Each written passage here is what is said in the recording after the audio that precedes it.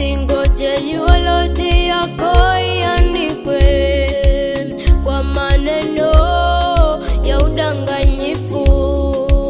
Ukiwa hai haukuwa na sifa, uliwadharau hata wale wasiojiweza. Lakini kaburi litachimbwa na wao wenyewe, jeneza lako litabebwa na wao wenyewe. Kilio cha kutamausha, kilio cha uchungu mwingi. Uko wapi mpendwa, uko wapi?